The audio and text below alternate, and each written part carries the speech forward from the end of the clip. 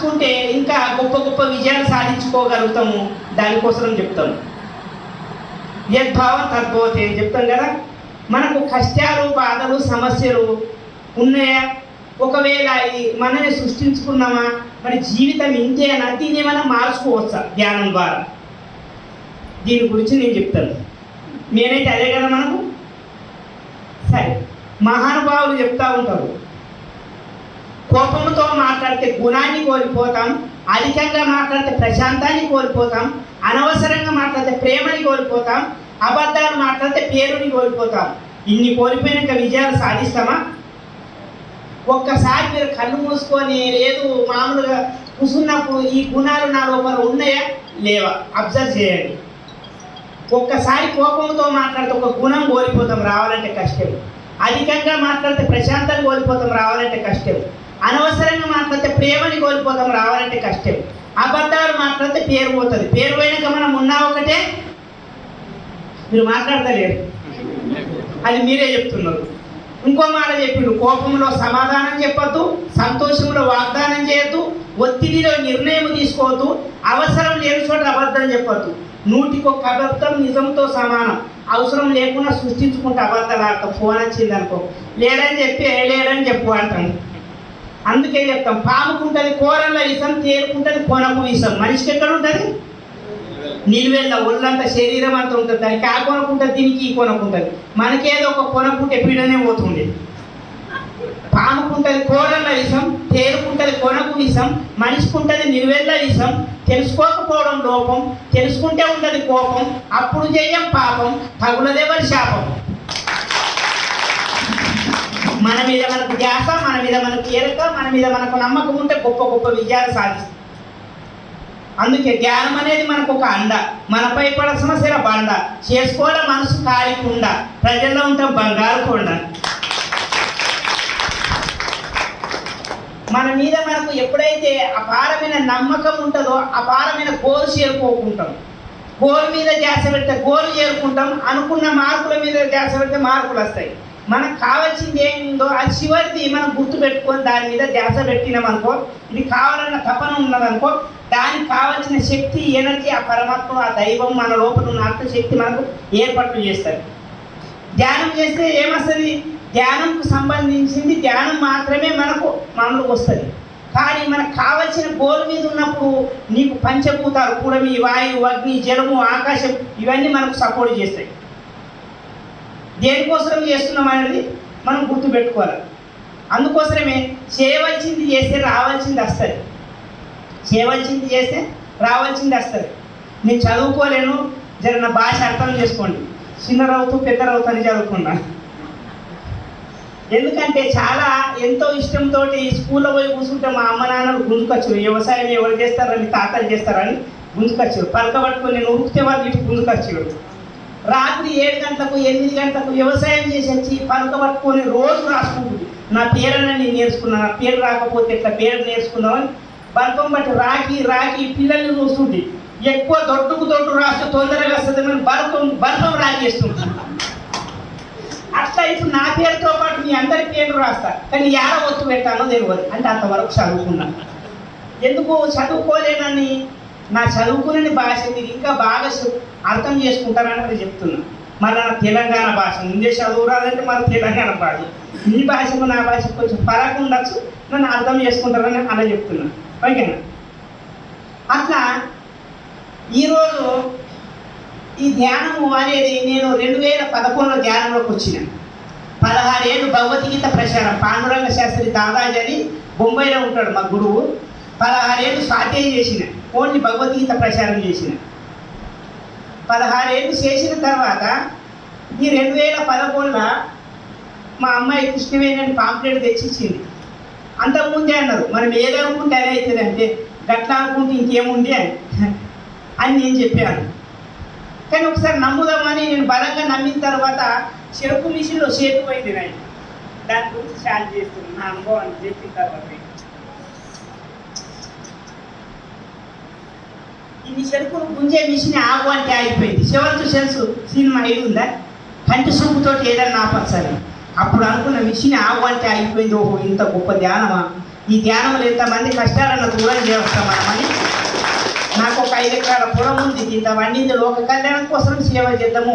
మన తాతలు తండ్రులు భూములు జాగ్రత్త తీసుకుపోయారు, రేపు నేను చచ్చిపోయి తీసుకుపోతానని దాంట్లో వచ్చిన డబ్బు నా కుటుంబాన్ని పోషించుకుంటూ నెలకి 20,000 పాంప్లెట్లు ఖర్చు పెడతా.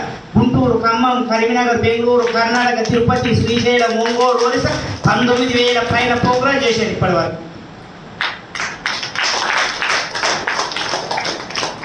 ఆ లాభాలు ఏంటివో చెప్పు, అది ఎలా పొందొచ్చో చెప్తాను.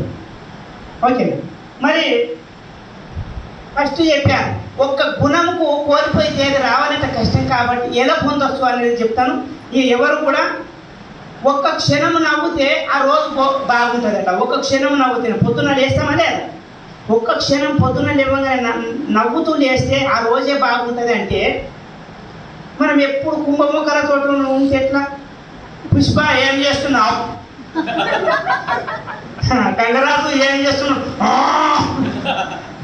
నవ్వడం ద్వారా 2,72,000 నాలుగు కదులుతాయి అంటారు.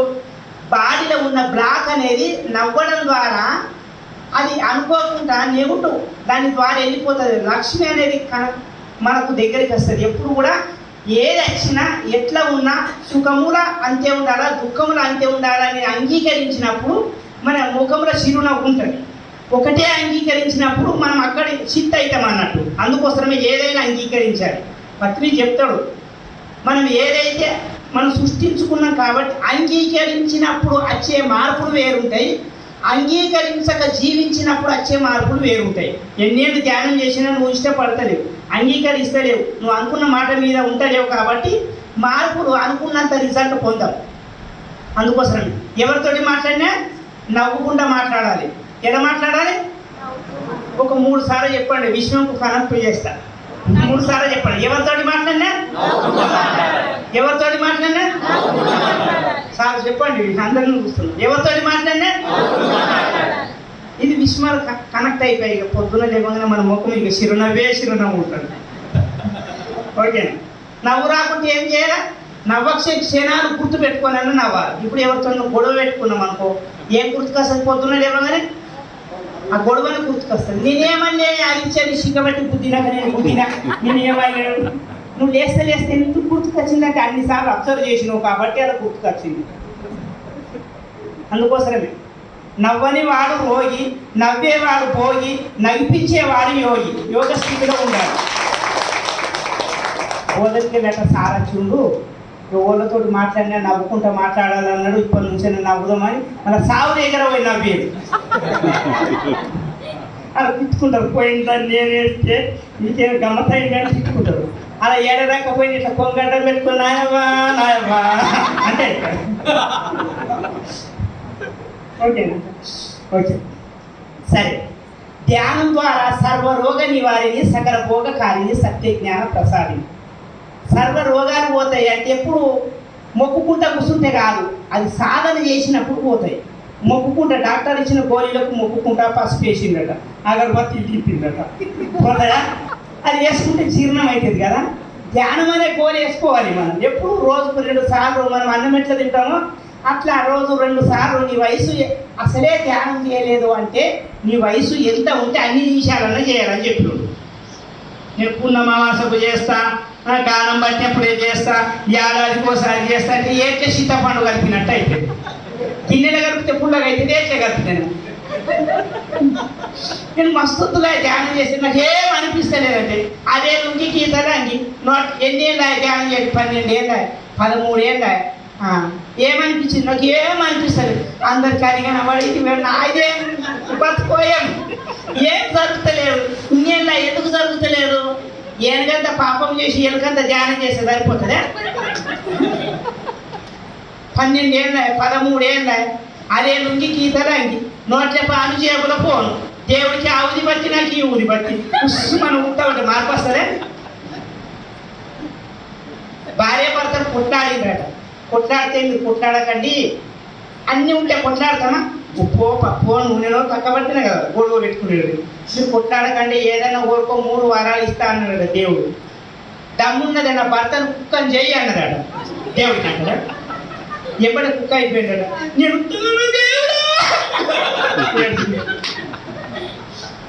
ఎట్లన్నా విషయంలో రికార్డింగ్ అవుతుంది.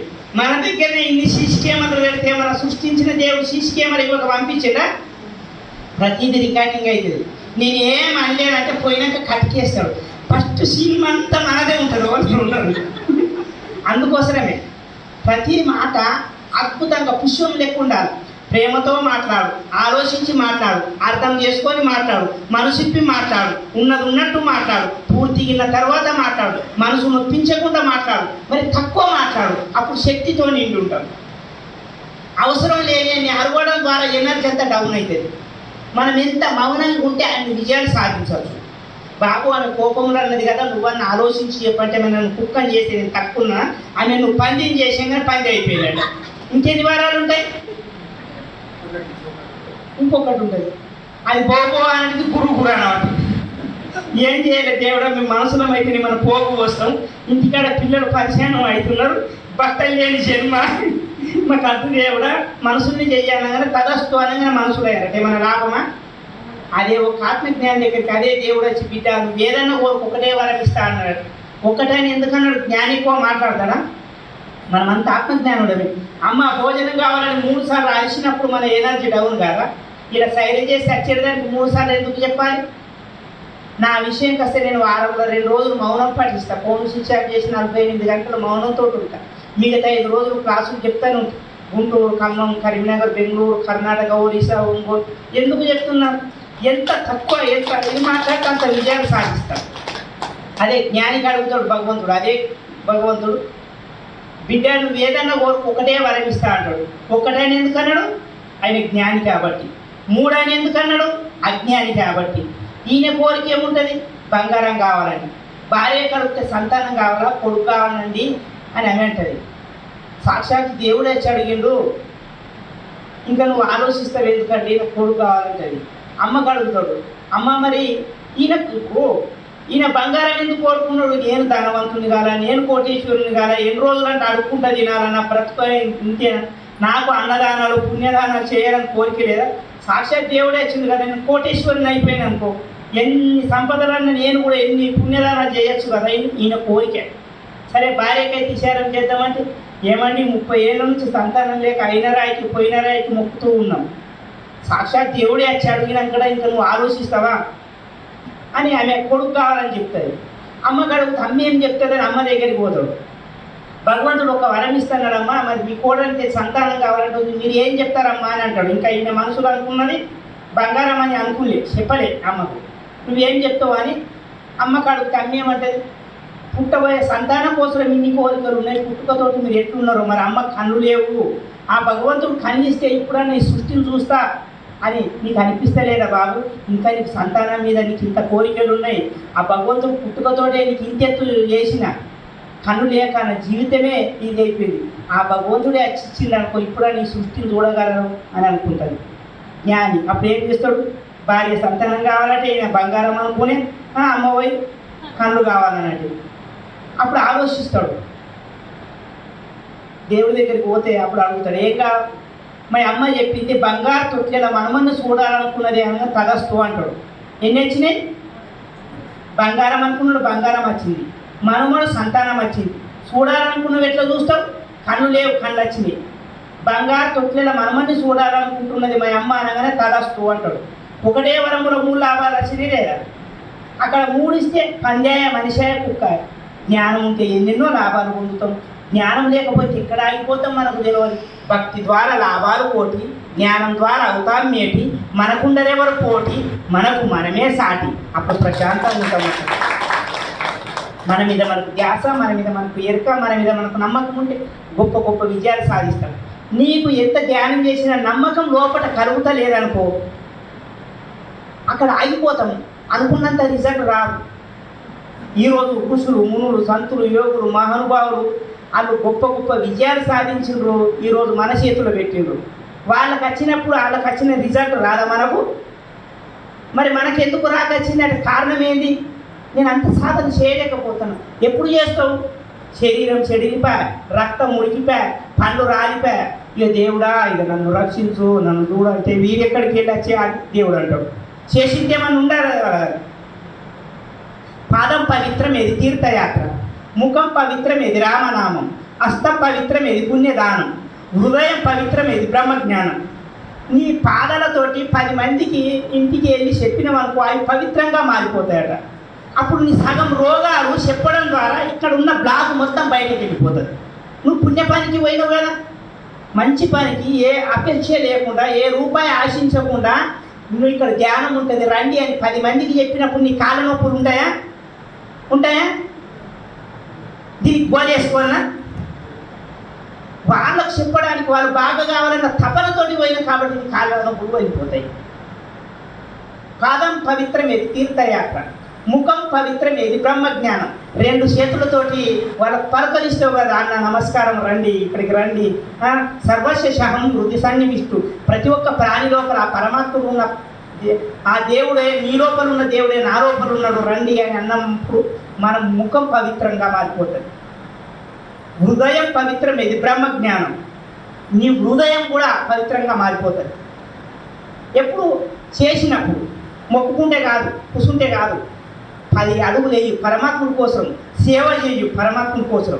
నీకు వీలైన ఇప్పుడు మనం ఇక్కడ పిరమిడ్ కట్టబోతున్నాం పైన 54 మొత్తం 74 ఫీట్ల పైన 6 పైన ఓకే. ఇంత దానికి మనకు వీలైనంత మట్టుకు అందరం సేవ చేసినాము. వీలైనంత మట్టుకు 10 రూపాయలు జమ చేసి చనిపోతే 10 రూపాయలు జమ ఉన్న ఇంట్లో కుడతాం. 10 రూపాయలు బాకీ చేసి చనిపోతే 10 రూపాయలు బాకీ ఉన్న ఇంట్లో కుడతాం. ఇది ఏంటి? సంపద. పరమాత్ముడి కోసం 10 రూపాయలు ఖర్చు పెడితే అది జమ, తన స్వార్థం కోసం ఖర్చు పెడితే అది ఖర్చు. మనం ఇచ్చిన 10 రూపాయలు మనకే కాకుండా మనం పోయిన తర్వాత మన తరతరాల వరకు పిల్లలకు ఉపయోగపడుతుంది పిరమిడ్. అలా మన శక్తి ఎనర్జీ ఉండదే, అది మనకు పుణ్యమా కాదా? మనకు వీలైనంత మటుకు చేస్తాం. వీలు కానప్పుడు ఏం చేస్తాము? పక్క వ్యక్తి దగ్గరికి పోయి ఇక్కడ పిరమిడ్ హనుమాన్ బీసిపల్లి పిరమిడ్ కాడ ఇక్కడ పిరమిడ్ కడుతున్నాము, మీకు దోసిన కాడికి ఇవ్వండి అని వాళ్ళకి అర్థం చేయించి వాళ్ళ దగ్గర దోసిన కాడికి తీసుకొచ్చి ఇక్కడ కనిపించారు అనుకో, వాళ్ళ కర్మలు దగ్ధమైతే మన కర్మలు దగ్ధమైతే వాళ్ళ పుణ్యం కూడా వాళ్ళ చేరుతుందా చేరదా? అడగండి, ఎవరైనా ఇస్తాడా? అడిగే బాధ్యత అయితే మనకు ఉన్నది కదా. పత్రిక ఇచ్చిన వరమే కదా మనకు. సాయిబాబా షిరిడి సాయినాథుడు చేర్చాపి అడిగిందా లేదా? వాళ్ళు అనుకుంటే ఇట్లా కళ్ళు మూసి కళ్ళు తెరిస్తే అనుకున్నంత సంపద రాకుండేనా? ఎందుకు అడిగిండ్రు అట్లా? ప్రతి ఒక్క వ్యక్తి లోపల వాళ్ళ కర్మలు దగ్ధం చేయడం కోసం అడగడం జరిగింది. మనమే వాళ్ళకి ఎన్ని చెప్పడం ద్వారా మన కర్మలు బయటకు వెళ్ళిపోతాయి, వాళ్ళు కూడా ధన్యులు అయిపోతారు. అలా చేద్దామా? అందరం ఇప్పటి నుంచి బుక్కులు పట్టుకుని బయటకు వెళ్ళొస్తా లేదా? నాకు ఒక అడుగుడే రాదు, అన్ని మంచిగా నాకు మనసు ఒప్పుతూనే లేదు. అది తీసేసుకుందాం. ఎందుకు? మన కోసం చేసుకుంటున్నాం సంపద. 10 రూపాయలు జమ చేసి చనిపోతే 10 రూపాయలు జమ ఉన్నింట్లో పుడతాము. 10 రూపాయలు బాకీ చేసి చనిపోతే 10 రూపాయలు బాకీ ఉన్నింట్లో పుడతాము. ఆ పుణ్యం చేసుకునేది ఇదే జన్మ. ఇప్పుడే 84 లక్షల జన్మల శ్రేష్టమైన జన్మ ఏదైనా ఉన్నదంటే ఇప్పుడు ఈ గొప్ప అవకాశాన్ని మనం వీలైనంత మటుకు యూజ్ చేసుకొని సమయం వృధా కాకుండా ప్రతి క్షణాన్ని దాన్ని అద్భుతంగా తయారు చేసుకుంటూ మనం జీవితం లోపల గొప్ప గొప్ప సంపదలను మనం పట్టుకుంటే అనుకున్న స్థితికి చేరుకోగలుగుతాం. అందుకోసమే మన మీద మనకు ధ్యాస, మన మీద మనకు ప్రేమ. ఎప్పుడైతే ఇతరు లోపల ఏ ప్రేమ అయితే పంచానో ఆ ప్రేమ పంచినప్పుడు యద్భావం తద్భవతి. నువ్వు ఏది పంచితే అది 100 రెట్లు వస్తుంది. ప్రేమ పంచినావు ప్రేమ వస్తుంది, డబ్బులు పంచినావు డబ్బులు వస్తాయి. నువ్వు ఏం పంచుతున్నావు అది గుర్తుపెట్టుకో. ఏ గట్టిగా పట్టుకొని నేను నిలిసగట్ట అంటున్నావో అక్కడ కూడా ఆగిపోతాం. మనం 2 అన్నదమ్ములు ఉండే, అవి మట్టి తోడిచేటప్పుడు గడపారని అంటారు. ఐడు ఉందా? గడపార అంటే ఐడు ఉన్నది. గడపార మట్టి తోడతారు కదా. పెద్ద ఆయన ఏం చేసిండు? ఎవరు అడిగితే వాళ్ళకి చేసిండు.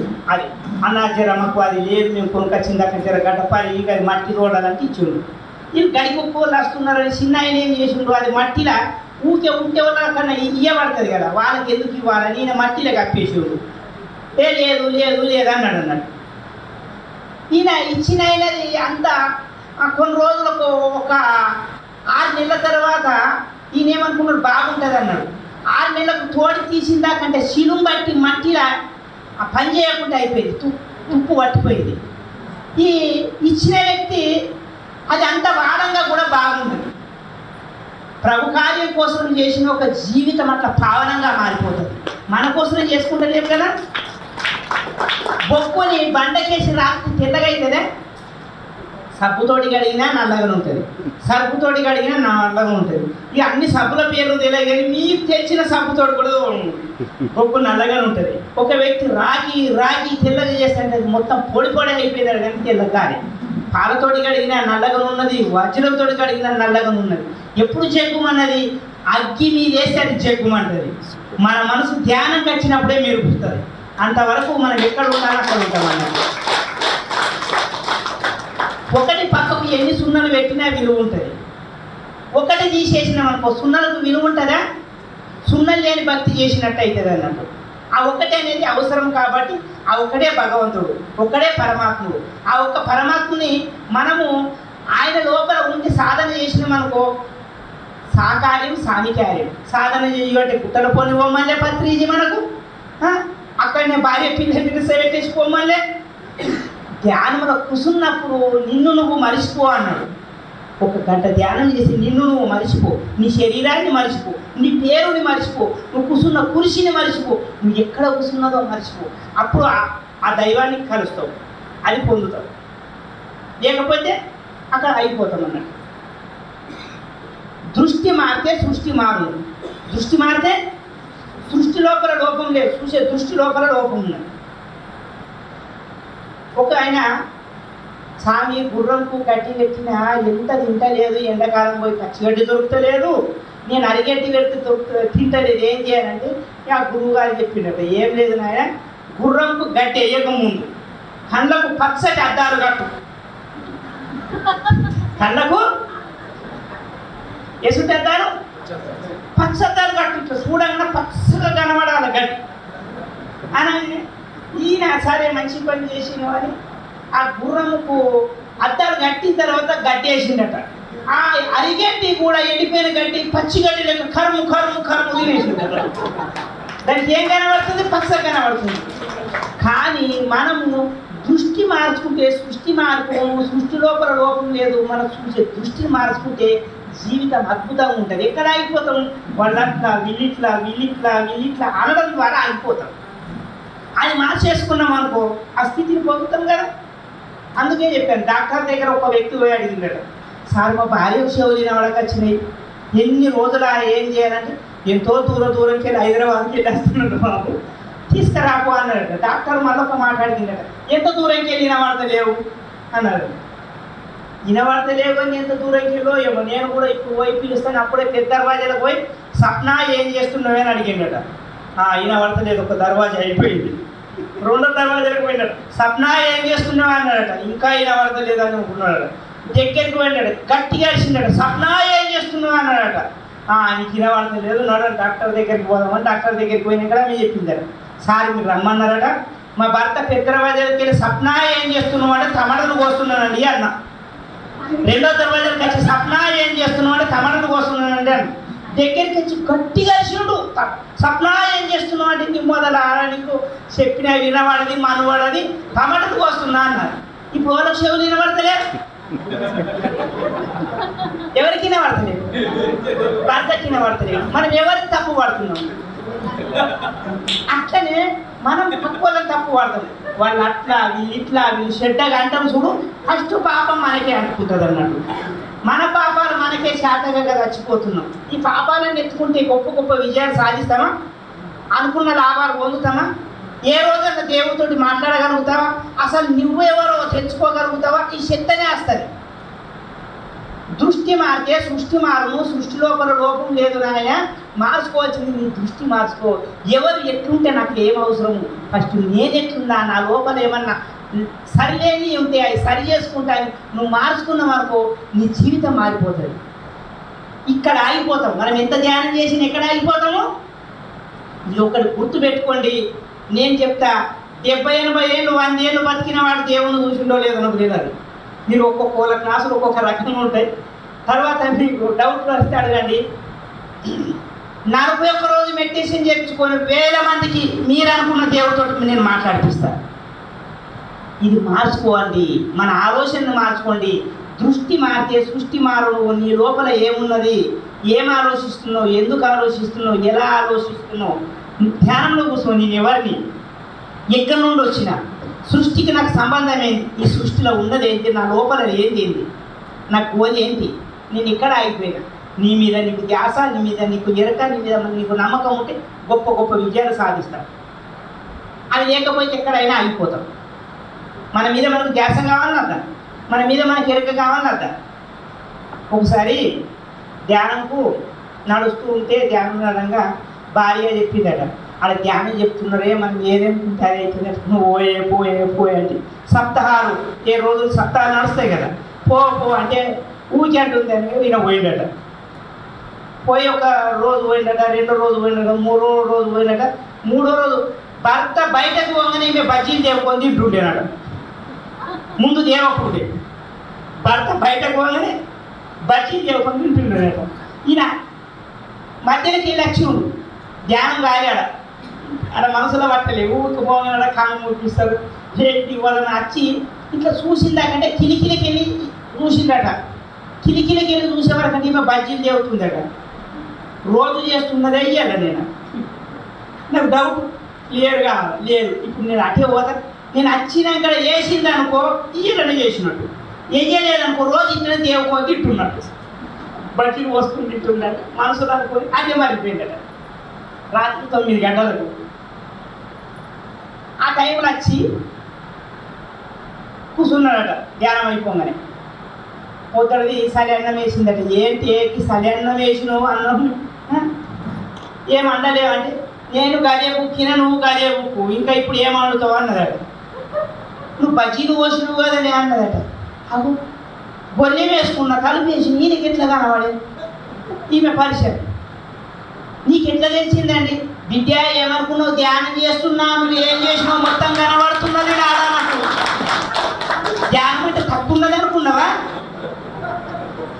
నువ్వు ఇన్ని రోజుల నుంచి ఏం చేసినావు, పెయి చింత పండు అయిందాక కొడతా అన్ని కనబడుతున్నాయి అనగానే తప్పు అయిందండి, పోయిన నేను ఒక తప్పు చేసిన, అంతకుముందు చేసి ఇప్పటి నుంచి ఏరండి, మా వాళ్ళ ఇంటికి పంపించండి, ఇప్పటి నుంచి నేను అన్ని పని మంచిగా చూసుకుంటా అని కాలు పట్టుకున్నాడట. ఈయన కానీ అబ్బా నా ధ్యానం మస్తు పని చేసింది, ఉన్న బజ్జీలు అన్ని ముంగట కుమ్మరిసిందట. నేను అబ్బా ధ్యానం అంటే ఏమో అనుకున్నా కానీ మస్తు పని చేసిందని ఈయన సంతోషపడతాడు. ఆయన ఉన్న వ్యక్తి అయిపోతుండే ఊరే దండోరిచ్చిందట. నా భర్త ధ్యానం చేస్తుండు, సచ్చేటోడు వచ్చేటోడు ఊళ్ళో ఎవరు దొంగతనం చేసినా మొత్తం కనబడుతుంది. ఎవడు వచ్చి ఏది అడిగినా 10 ఏళ్ళ నుంచి జరిగింది కూడా చెప్తున్నాడు. నేను పెద్ద భయం అయిపోయింది. ఓడొచ్చి ఏమడుగుతాడో, ఇది లేని కథ పెట్టి ఏం చేయాలని నేను కథ ఇట్లా దాంట్లో వచ్చాను. అదే రాత్రి ఊళ్ళో దొంగలు పడ్డారట. 20 తులాల బంగారం ఇంకా వచ్చిందట. బంగారం దోసుకొని వాళ్ళు బయటికి వెళ్ళేటప్పుడు యాదికి వచ్చిందట. రాత్రి కదా దండోరిచ్చింది, పలాని గురువు అట, ఆయన ధ్యానం చేసి మొత్తం కనబడుతున్నాయట. ఇప్పటిదాకా కనబడలేవా, ఇప్పుడు కనబడుతున్నాయట. రాత్రి ఎవరైనా ఆయన కడుగుతా మొత్తం చెప్తాడట. మళ్ళీ మనం 3 రోజులు మన పేరు పోతుంది, ఆయన కాలు పట్టుకుందాం, మన తెల్లం దాకా వచ్చే దొంగలు వచ్చి కాలు పట్టుకుంటారు. పలాని మరీషత్ కాడ 20 తులాల బంగారం పెట్టిన అది నువ్వే తీసుకోగానే మా పేర్లు చెప్పకు అనగానే ఇక సరే మీరు ఒండ్రి అంటాడు. పొద్దున ఇంటి వాళ్ళు వస్తారు తెల్లారిన తర్వాత, స్వామి గురువు గారు మా బంగారం పోయింది, 20 తులాల బంగారం, అలా పేర్లు చెప్పు, వాళ్ళని దొరికించుకొని కొడతామంటే పేర్లు చెప్తే బంగారం దొరకదు, బంగారం చెప్తే పేర్లు చెప్ప, ఏదైనా ఒకటే అడుగుండ్రి అంటాడు. పేర్లతోటి మాకేం చేసేది, నిద్ర చేసుకుంటావా, మా బంగారం మాకు దొరికితే చాలు అనగానే పలాని మనిషి కాడు ఉన్న తోడు అనగానే ఆ తోడే వాళ్ళకంటే ఆ బంగారం వెళ్తుంది. ఇంత చక్కని గురువు ఆడలేడే, ఇప్పటిదాకా చూసినామంటే ఈమె అంటే నా మొగడు ధ్యానం చేస్తున్నాడు, మరి ఏమనుకున్నావు తెలుసా, పోయే ఊపోయే మళ్ళీ ఎవరన్నా నచ్చి అడుగుతాడని ఈయన పోయావు. అది పరిశాన్. స్వామి 20 తులాల బంగారం అంటే ఇది మామూలు విషయం కాదు, నీకేం సాయం చేయమంటావు అంటే నాకేం సాయం అంటూ మీరు సప్పు దాకా వెళ్ళిపోరు అంటాడు. లే స్వామి, ఇసుంటి గురువు మీరు చేసే ఎంత చేస్తామో మాకు తెలియదు, కానీ ఇప్పుడు నాకు ఎవరు చెప్పలే ఇంత మంచి మాట చెప్పిన నీ పేరు ఊరూరికి తెలాలి. మన మండల్లో ఎన్ని ఊళ్ళు ఉన్నాయో ఊరూరికి దండోలిచ్చి ఉన్నాయి అక్కడ వచ్చే అనే వాళ్ళు వెళ్ళిపోతారు. దండోలి చేయడానికి వాళ్ళ మండల్లో ఊరూరికి దండోలిస్తారు. సచ్చింది వచ్చింది ఎన్నేళ్ళ నుంచి దొంగతనం చేసింది మొత్తం చెప్తున్నారు. ఎవరన్నా వచ్చి అరుచుకోవచ్చు అడగచ్చు ఏం కథ పెట్టుకుంటే బజ్జీలు చల్లకుండా తినకుండా ఈడంటే బంగారం తెచ్చి అడిగా మరి ఓడేం అడుగుతాడో కాదు ఏం కథ పెట్టుకుంటే ఏం బాధ పెట్టుకుంటే నేను అనుకుంటారు. అయితే అదే రోజు దండోని చేయగానే ఆ మంటలో కూరైన గాజులు పోయినాయట. లెంకి లెంకి గాజులు కావు గాజులు గాజులు పోయినాయట. లెంకి లెంకి లెంకి స్వామి 11 గాడులు, 1 కావు 2 కావు. వారం రోజుల నుంచి ఎత్తున్నా దొరుకుతలేవు. ఎవడు కొట్టుకుపోయిండో ఏం కథను. అలా పేరు చెప్తావా మా గాడులు యారు చెప్తావు చెప్పు అనగా నేను దరదరలు చేస్తాను. ఇది వారం రోజులు 8 రోజులు లెంకినాడు దొరకలేవట. ఈ గాడులు యారు ఏం కథలు. నేనేం చెప్పాను చెప్పకుంటే సిగ్గుపోయేటట్టున్నాడు. మంది నిండా అందరు ఇట్లా రూమ్ నిండా మంది నిండిపోయారు. కొత్తగా యాడ ఏం చేయాలి తెలుసుకుందామని నిండిపోతారు కదా. ఇప్పుడు ఏం చేయాలి ఏం కదా అని ఆలోచిస్తాడు. ఇప్పుడు చెప్పకుంటే ఇదేటట్టున్నది, ఇప్పుడు ఏదో ఒకటి చేసి పంపించాలని ఇయ్యాలని అమాస కదా. అమాస అయినక్కడ తెల్లారి పాటి ఉంటుంది. మీది కలియ శైతి పంచమి అష్టమి నవమి దశమి దవదశి త్రయోదశి చతుర్దశి పూర్ణిమ అమాస ఈ 15 రోజులల్లో మంచి చెడు దినాలు ఉంటాయి. కాబట్టి 4 రోజుల దాకా మీరు రాకుండ్రి. ఎందుకంటే షష్ఠి అష్టమి అన్ని చెడు దినాలు ఉన్నాయి. ముందే అమాస మంచిది కాదంటారు. చూసి అమాస రోజు అడుగు 3 రోజుల తర్వాత 4వ రోజుకు రండి అప్పుడు చెప్తా అంటాడు. అనగానే ఇంకా బంగారం 20 తులాల బంగారం లేకిన గురువు ఈ గాడిదలు ఆడున్నాయి చెప్పదా.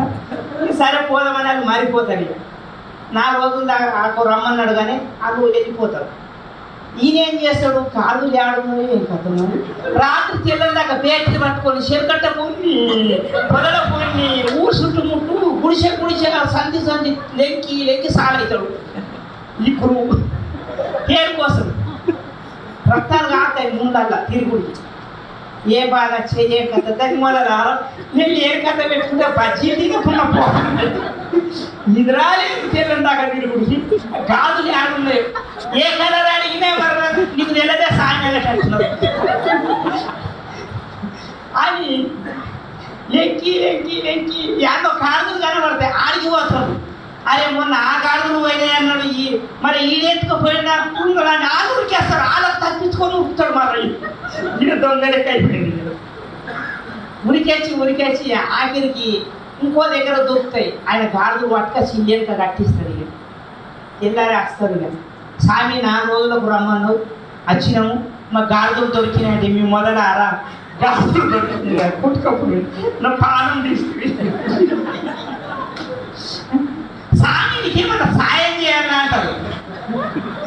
ఏం సాయం చేస్తాడు అర్థం పొందే ఒక గాలి నీకే ఇచ్చేస్తాను. నేను గాలి మీద ఎక్కిపోతున్నాను. ఈ గాలి అర్థం మీ పైసలు అర్థం మీ భక్తులు అర్థం ఏమవుతారో ఆయన మీరు వెళ్ళిపోయినట్టు ఏ సాయం ఏ ఊళ్ళో ఏ బాధ ఉన్నదో ఓడికి తెలియదు. అన్ని బాధలు తీసుకున్నావు కాబట్టి మన జిల్లాలో ఎన్ని ఊళ్ళు ఉన్నాయి అన్ని ఊళ్ళో దాంట్లో ఇష్టం. ఒక గాలి అమ్ముడు పోయినా సరే అన్ని గాడులన్నా ఒక గాడి పోయి ఏమైంది ఉన్న గాడులన్నా మాకు పనిచేసింది కదా అని చెప్తా ఉంటారు.